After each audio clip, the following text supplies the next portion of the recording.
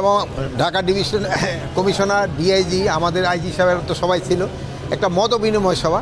এখানে আমরা আলাপ করছি যে এই যে আমাদের সামনে 12 তারিখে নির্বাচনটা কীভাবে শান্তিপূর্ণ হতে পারে, উৎসবমুখর হতে পারে এবং নিরপেক্ষভাবে যেন তার দায়িত্ব পালন করতে পারে, এই সব ব্যাপারে আমাদের আলোচনা। স্পেসিফিক কোনো পরিকল্পনা নির্দেশনা কি দিলেন? এখানে স্পেসিফিক পরিকল্পনা হলো এইবার হলো তারা নির্দ্বিধায় কোনো দলের পক্ষ না হইয়া সরকারি কর্মচারী হিসাবে কাজ করবে।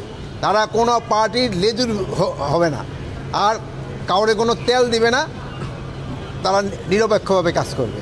উপদেষ্টার মধ্যে একটু শেরপুরের বিষয়টা বলবেন। 24 ঘন্টা সময় দিচ্ছে, 24 ঘন্টার পরে আইন শৃঙ্খলা পরিস্থিতির অবনতি হলে আপনাদের দায় নিতে হবে। এ পর্যন্ত একজনও এখন আইন শৃঙ্খলা বাহিনীর অবনতি হলে তো আমাদের দায় নিতে হবে না, এটা আমাদের দায়িত্ব আইন শৃঙ্খলা ঠিক রাখা। আমাদের দায় নিয়ে আইন শৃঙ্খলা ঠিক রাখা তো আমাদেরই দায়িত্ব। এখন পর্যন্ত একজনও গ্রেপ্তার হয়নি।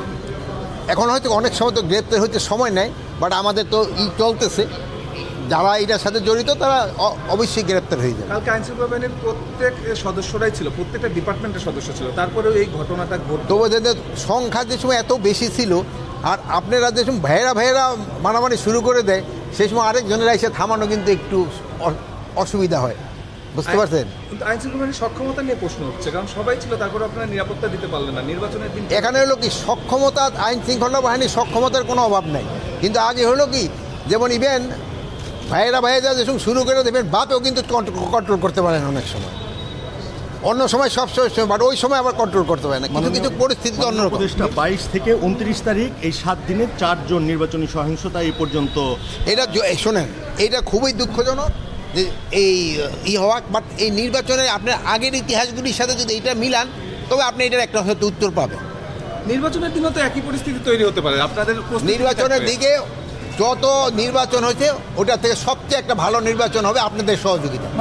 এবার স্বাস্থ্য অধিদপ্তর থেকে বলা হয়েছে প্রত্যেক একদম ইউনিয়ন পর্যন্ত অ্যাম্বুলেন্স রেডি রাখার জন্য, মেডিকেল টিম রেডি রাখার জন্য। তার মানে কি যে এবার আমরা একটু সংখ্যা, মেডিকেল টিম সকল সময় তৈরি থাকে, সব সময় সার্ভিস 24 ঘন্টা তৈরি থাকে। এখন হলো যে নাসিম ঠিক কথা বলছে, আরেকটা জিনিস হলো এগুলি বসে থাকে, প্লাস অনেক বয়স্ক লোক আছে যারা এই নির্বাচন দিতে যায়, দেখবেন যে একজনের কোলে করে যাচ্ছে, ওই সময় তাদের কোনো নির্দেশনা অফিসারদের দিয়েছেন আপনারা? এখানে কঠোর নির্দেশনা হলো কোনো জায়গায় যদি কোনো বাক্স ছিনতাই হয়, ওই পুলিং অফিসার থেকে শুরু করে প্রিজাইডিং অফিসার থেকে আইন শৃঙ্খলা বাহিনী কারকেই রেহাই দেওয়া হবে। কালকের ঘটনাটা বিচ্ছিন্ন ঘটনা হিসেবেই দেখছেন আপনারা? আমি তো বিচ্ছিন্ন ঘটনা বলি নাই।